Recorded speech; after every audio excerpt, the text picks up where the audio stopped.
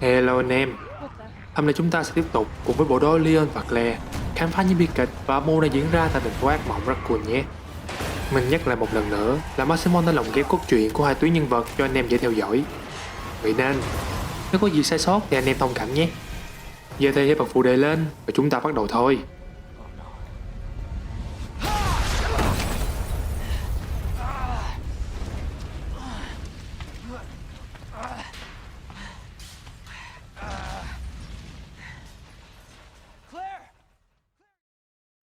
Lúc này, Claire đã an toàn vào được bên trong cô nhi viện. Khi đang cố gắng tìm kiếm Sherry, cô bất ngờ chạm trán lão Ian hiện đang có những phản ứng bất thường và luôn miệng nói rằng cô đã đến trễ một bước. Quá trình phơi nhiễm G-Virus đang diễn ra bên trong cơ thể của Ian.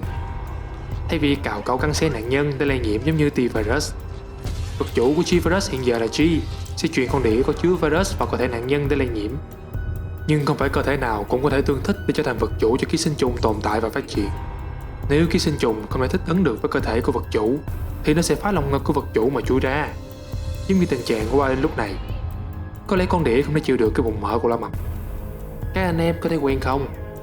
Đúng vậy, hiện tượng này từng xảy ra trước đây với cô nhân viên Umbrella tên là Monica trong những tập trước. Sau khi bình tĩnh trở lại, Claire tiếp tục rà soát và tìm ra cô bé Sherry đang lẫn trốn bên dưới tầng hầm của tòa nhà.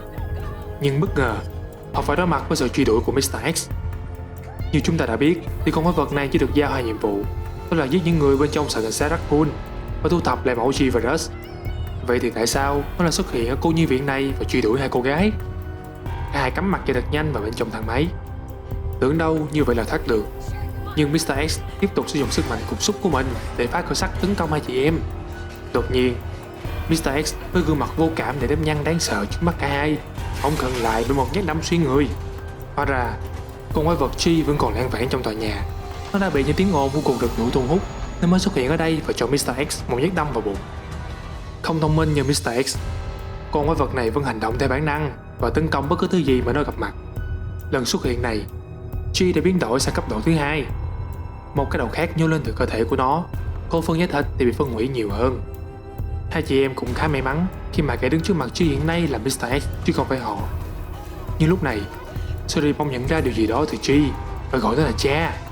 Việc đó khiến Claire vô cùng ngạc nhiên, nhưng cô không có thời gian để tìm hiểu. Mr. X tuy rất mạnh mẽ, nhưng nó vẫn không thể chống lại được sức mạnh kinh hồn đã liên tục tiến hóa của G.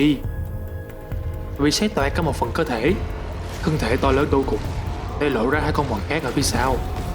G liền lao vào tấn công mặc kệ tiếng thét van xin của Sherry, nhưng đòn tấn công quá mạnh khiến thang máy bị rơi xuống. Sau khi tỉnh dậy từ cơn chấn động của cú rơi, Claire không còn thấy Sherry đâu nữa và chỉ còn Annette đang mải mê ghi chú đánh giá các thông tin về G. Có một điều khá bất ngờ rằng bà ta vốn đã biết con quái vật đó chính là William Birkin, và khi bà ta bật tức cho những câu hỏi không ngừng từ Claire mà quát rằng con gái của tôi không cần cô phải lo, thì mọi chuyện đã dần sáng tỏ.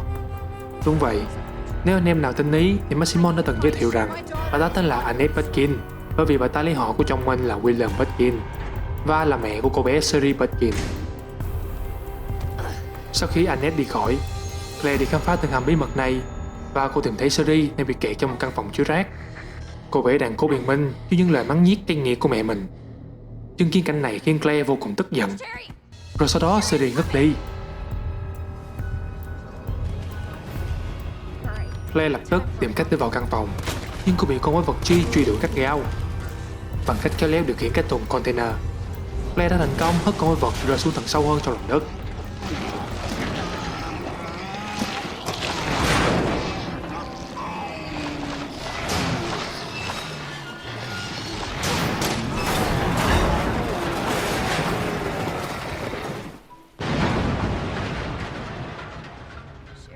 Ngay sau đó, Claire lập tức đến bên cô bé. Nhưng Annette nói rằng tất cả đã quá muộn rồi, bởi vì Sherry đã bị cấy G-Virus vào người. Hẳn là trong lúc Claire ngất xỉu, G vẫn tiếp tục đuổi theo và lây nhiễm cho cô bé. Trong lúc trốn chạy, Sherry đã vô tình mắc kẹt ở trong căn phòng chứa rác kia. Annette đã quan sát được mọi việc qua camera, vậy mà bà ta lại không hề đến cứu con bé. Dù luôn miệng nói mình yêu nó, nhưng bà ta đối xử với Sherry chẳng khác gì đồ bỏ đi ngay khi biết được con bé bị nhiễm virus. Nhưng khi đứng trước tình huống nguy cấp này, Claire tuy chỉ mới gặp cô bé chưa bao lâu, nhưng là hết mực lo lắng cho cô bé. Cô quyết tâm tìm hiểu ra liệu vaccine để chữa cho Sherry. Ngược lại, ở cương vị là một người mẹ, Annette lại chưa từng quan tâm con mình đang như thế nào. Trong đầu bà ta lúc nào cũng chỉ nghĩ đến G-Virus, về sự nguy hiểm của G, cũng như việc bà ta chỉ xem chồng mình là một con quái vật để nghiên cứu một cách say mê, chứ không hề thương xót cho việc ông ta đã trở thành thứ quái quỷ gì. Cái cách mà Annette bảo vệ con mình chính là khi nhìn thấy con bé bị kẹt ở phòng chứa rác, bà quan sát nó bằng camera như một con chuột khốn khổ và chỉ trích nó vì đã không nghe lời của bà ta. Thậm chí, việc duy nhất và cuối cùng bà ta làm để thể hiện tình mẫu tử của mình là khuyên Claire mang Sherry đến phòng thí nghiệm của bà Ernest để có thể chữa trị cho con bé. Sau đó, bà vĩnh biệt cả hai, phó mặc mọi thứ lại cho Claire. Đến cả hổ dữ còn không ăn thịt con. Nếu như Annette đã yêu con Việt còn hơn các con ruột của mình như vậy thì bà ta sinh Sherry ra làm gì? Để giờ đây, bà đối xử với con bé không khác gì rác rưởi. Theo chỉ dẫn trước đó của Annette, Claire đã đưa Sherry lên xe điện ngầm dẫn thẳng đến Nest để tìm G vaccine. Xe điện di chuyển một cách chậm rãi, trong khi cô bé Sherry đang phải đối mặt với cơn đau dày vò cơ thể. Claire trò chuyện với nó, động viên nó phải gắng chịu đựng.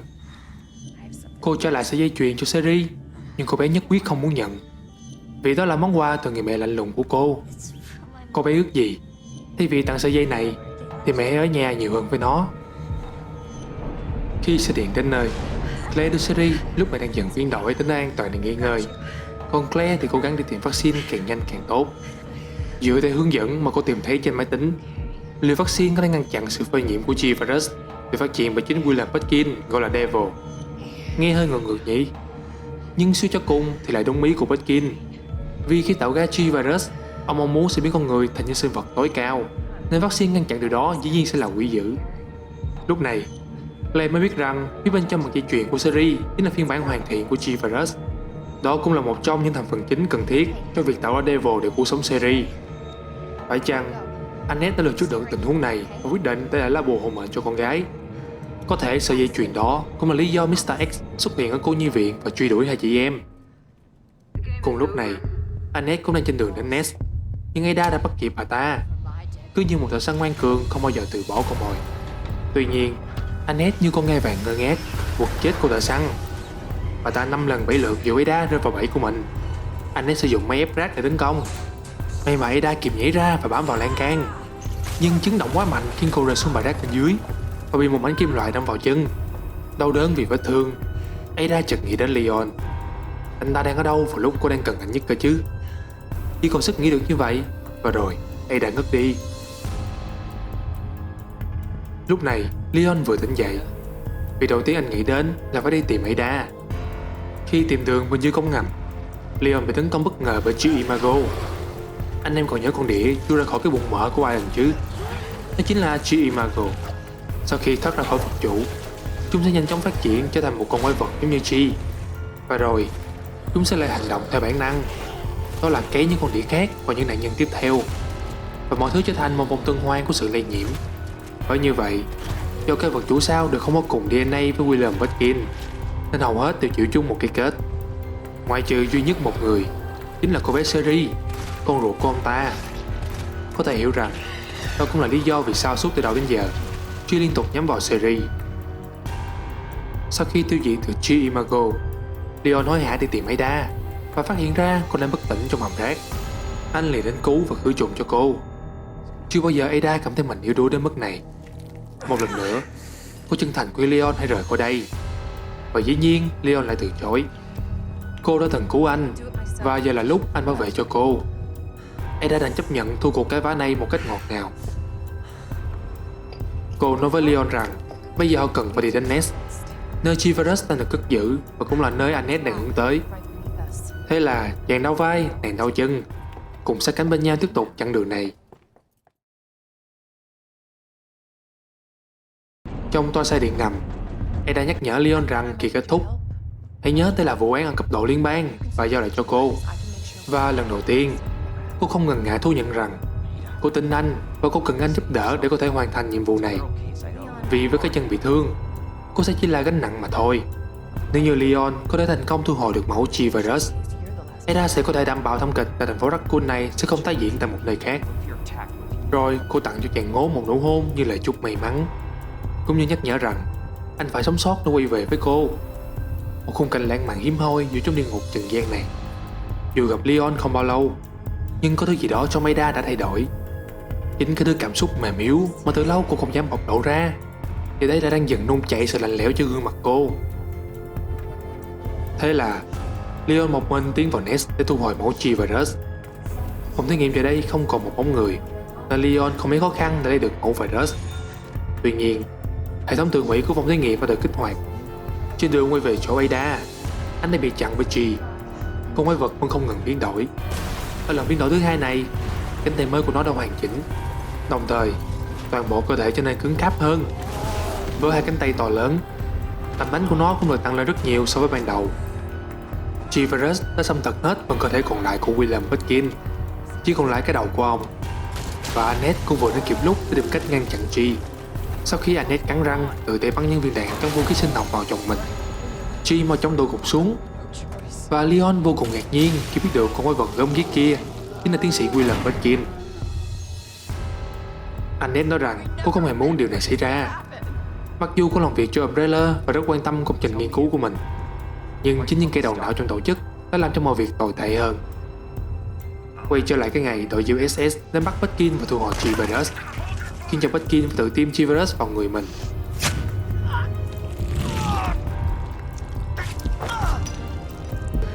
Trước khi Birkin biến đổi, Annette đã có mặt tại hiện trường. Cô tận mắt chứng kiến người chồng yêu quý đang dần dị biến và bị dày vò bởi những cơn đau. Đáng lý ra, cô phải giết chết Birkin ngay lúc đó, nhưng cô đã không nỡ xuống tay với chồng mình. Và kết quả là mọi việc bắt đầu trở nên tệ hơn. Trong lúc kể lại mọi việc với Leon, con quái vật bất ngờ vùng dậy tóm lấy và ném cô đập mạnh vào tường, khiến cô xuất huyết nội tạng. Tốc độ hồi phục của G-Virus thật đáng kinh ngạc. Không chỉ vậy, G tiến hóa một lần nữa. Nó mọc thêm cánh tay to sau lưng, càng mạnh mẽ và khủng khiếp hơn. Liên tục dùng số phun lửa để thiêu cháy các tế bào và làm suy yếu nó. Leon tập trung tấn công vào những con mắt trước bụng G và khiến nó gục ngã. Sau khi đánh bại G, Annette tiếp tục câu chuyện của cô và đồng thời phơi bày sự thật về Ada. Thật ra, Ada vốn là lính đánh thuê, và kế hoạch của cô ta là sẽ lấy G-Virus đem bán lại ở chợ đen, chứ không phải là sĩ quan FBI như cô ta đã nói với Leon. Vậy là cô ta chỉ lợi dụng Leon suốt từ đầu đến giờ sao? Mọi khó khăn cả hai đã vượt qua, mọi cảm xúc, ngay cả nụ hôn đều là giả tạo sao? Đúng là không có thứ gì mong manh và giả dối như lương tâm con người. Sau đó, khi Claire đem vaccine về cho Sherry, thì Annette đã đến sớm hơn cô một bước. Lần đầu tiên, bà ta làm đúng nghĩa vụ của một người mẹ. Sau khi yên tâm rằng Sherry không còn chịu ảnh hưởng từ G-Virus nữa, Annette gục xuống hấp hối do vết thương quá nặng. Bà ta dặn dò Claire hãy để bà chăm sóc cho Sherry thật tốt, trước khi chút hơi thở cuối cùng trong tiếng khóc thương đau xót của con gái. Dù cho bà từng lạnh nhạt ra sao, hắt hủi con bé ra sao, thì trong thâm tâm bà, Sherry vẫn là đứa con gái bé bỏng. Bà yêu nó, nhưng bà không biết làm sao để thể hiện điều đó. Cuộc đời bà chỉ là những cuộc thí nghiệm và nghiên cứu. Và khi con bé ra đời, nó đã thay đổi con người Annette. May mắn làm sao khi ở giây phút cuối đời này, mâu thuẫn của hai mẹ con đã được hóa giải. Dù đau buồn, nhưng Sherry không có thời gian để tiếc thương cho mẹ, bởi vì nơi này sắp nổ tung và hai chị em cần nhanh chóng rời khỏi đó.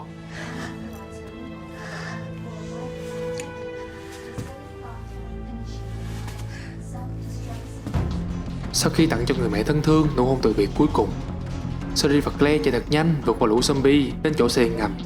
Sau đó, Claire dặn dò Sherry hãy ở yên đấy trong lúc cô đi khởi động toa xe. Nhưng khi cô đến buồng điều khiển, G bất ngờ xuất hiện và mạnh mẽ như chưa từng bị thương. Mặc dù hình dạng của nó đã thay đổi khá nhiều.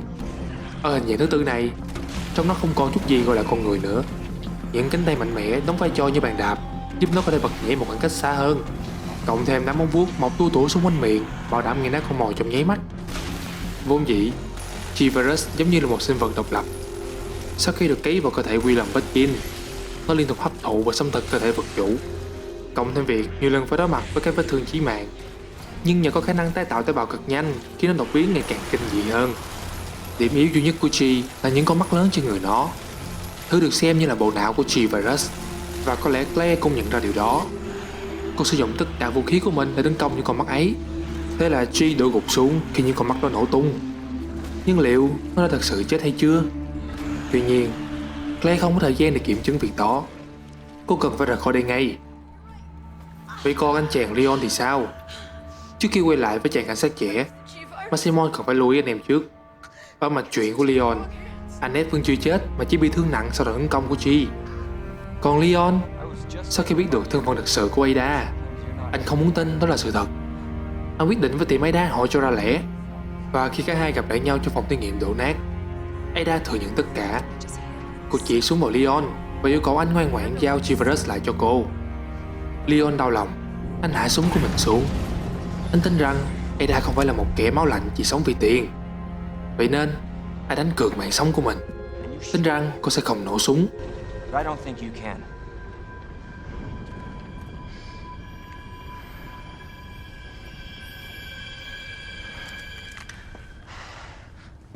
Tuy nhiên, tiếng súng đã vang lên, nhưng người trúng đạn lại là Ada. Bà ta dùng chút sức lực cuối cùng để bắn một phát vào vai Ada trước khi ra đi vì vết thương quá nặng. Rồi mọi thứ xung quanh bắt đầu sụp đổ.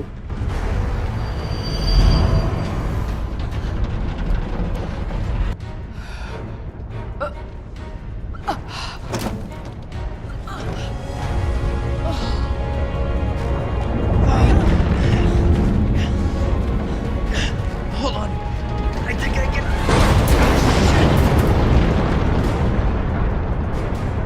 Forget it. Shut up, I've got you. It's not worth it. Don't do this.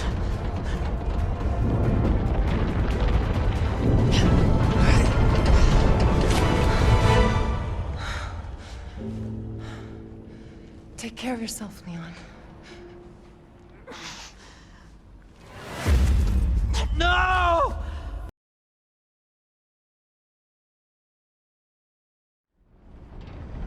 Leon đau lòng vì sự bất lực của mình. Nhưng giờ thì cả Ada và mẫu Chiverus đều rơi xuống dưới. Leon cần phải vực dậy tinh thần và tìm cách thoát ra khỏi đây. Anh tình cờ liên lạc được cho Claire, nhưng do nơi này đang dần sụp đổ khiến cho tín hiệu giữa hai người bị gián đoạn. Leon chỉ có thể cầu mong Claire kịp thoát khỏi nơi đây. Just get out of here.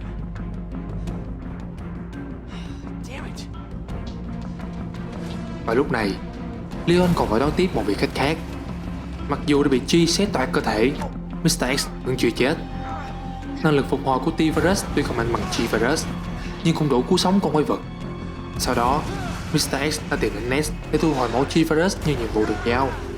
Nhưng với vết thương nặng từ G, cộng thêm những đợt tấn công từ Leon và ảnh hưởng từ đám cháy xung quanh đã vô tình vô hiệu hóa thiết bị Power Limiter của nó. Con quái vật đột biến sang hình dạng Super Tyrant với bộ móng vuốt to lớn sắc nhọn và sức mạnh kinh khủng hơn trước. Dù cho Leon đã sử dụng mọi vũ khí mình có, anh vẫn không thể nào hạ gục được con quái vật này.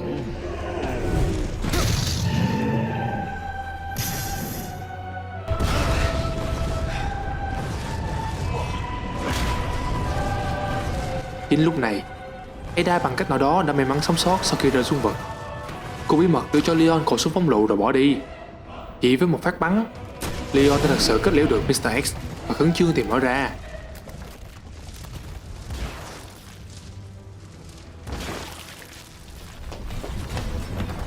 Shit. Gotta get out of here. Nhìn thấy chiếc xe điện ngầm đang dần chạy ra khỏi Nest, Leon nhanh chóng đuổi theo và an toàn lên được chiếc xe.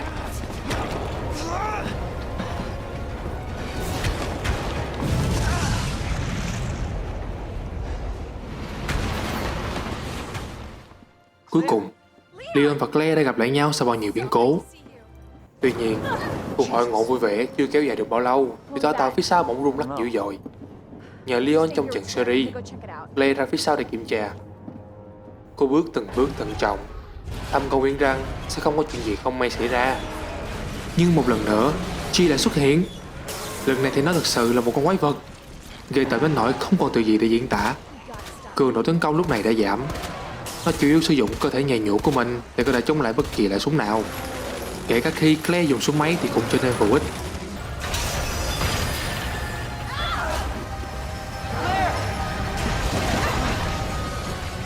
We gotta lose that car. Trong lúc nguy cấp, Leon quyết định phải cắt toa xe. Còn Claire thì dồn hết sức mình để đâm một thanh sắt vào con mắt khổng lồ của con quái vật đang muốn ăn thịt cô. con quái vật đau đớn lùi lại phía sau, rồi bóng nó khuất dần sau biển lửa cùng toa xe.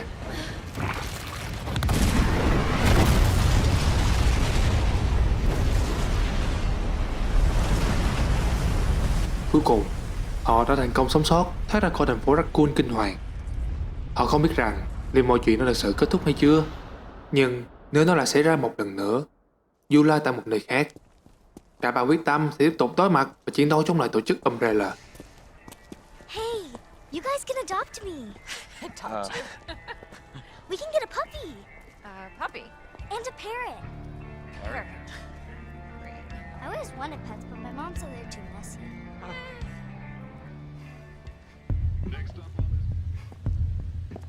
Về phần Ada, lý do vì sao cô có thể sống sót sau cuộc đời đó thì vẫn chưa rõ. Chỉ biết là sau khi đưa khẩu súng bóng lựu cho Leon, cô cũng đã an toàn thoát ra khỏi Nest trước khi nơi đó chìm trong biển lửa. Vào ngày 1 tháng 10, cô có một cuộc hẹn tại một tòa nhà có tên là Apple Inn trong thành phố Raccoon để gặp mặt người trung gian giúp cô bán mẫu G-Virus cho đối tác. Tuy nhiên, khi cô đến nơi thì tên đó đã tự sát. Càng tệ hơn, Albert Wesker đang trực tiếp theo dõi cô qua máy tính. Wesker nghĩ rằng cô đã thất bại trong việc thu hồi G-Virus, cho đến khi cô chứng minh cho hắn thấy điều ngược lại. See this? Hắn ta cảnh báo cô rằng không bao lâu nữa, toàn bộ thành phố Raccoon sẽ bị phá hủy do một quả tên lửa được phóng bởi chính phủ. Nhưng đồng thời, một chiếc trực thăng vận chuyển sẽ đến đón các nhân viên của Umbrella rời khỏi Raccoon. Vì vậy, Wesker đề nghị một sự trao đổi. Hắn đã chuẩn bị sẵn cho Ada một khẩu súng bắn dây móc để cô quá dây chiếc trực thăng và thoát khỏi Raccoon. Đây cũng là cơ hội sống duy nhất của cô. Đổi lại, hắn muốn lấy mẫu G-Virus mà cô đang nắm giữ. Kết thúc cuộc gặp mặt ngắn ngủi, Ada lưỡng lự một hồi, vì chỉ mới rò rỉ T-Virus mà đã có ảnh hưởng khủng khiếp lên cả thành phố Raccoon như thế này. Vậy thì G-Virus sẽ còn khiến sự việc tệ hại đến mức nào? Nhưng có lẽ cô thực sự không có sự lựa chọn. Con người khi phải đối mặt với cái chết luôn sẽ đặt bản thân mình lên hàng đầu. Đây không phải là ích kỷ, mà là bản năng cầu sinh. Và Ada cũng không phải là ngoại lệ. Vì vậy, cô chấp nhận lời đề nghị của Wesker. Trên một cây cầu dẫn ra ngoài thành phố, Ada chạm chém một con thả rình đột biến và móng vuốt sắc dài. Quả tim phình to lòi ra và lưng bị biến dạng gai góc kinh tởm. Tốc độ của thả rình tuy nhanh, nhưng đối với Ada thì lại quá dễ đoán. Mặc dù vẫn đang bị thương, nhưng với kỹ năng và kinh nghiệm của mình, cô vẫn có thể hạ gục nó. Sau cùng, Ada đã kịp đu lên trực thăng và thoát khỏi thành phố Raccoon. Mặc dù theo như lời của Annette thì Ada vốn chỉ định bán G-Virus để kiếm lợi. Tuy nhiên, khi chứng kiến cô nàng suy nghĩ về tác hại của G-Virus nếu như nó rò rỉ ra ngoài, khiến mình cảm thấy sự thật có lẽ không đơn giản như vậy. Tổng có thật sự của Ada tới đây vẫn còn là một dấu chấm hỏi. Vì vậy, anh em nhớ theo dõi các video tiếp theo của Maximon để khám phá thêm các bí ẩn khác về cô nàng xinh đẹp Ada Wong nhé.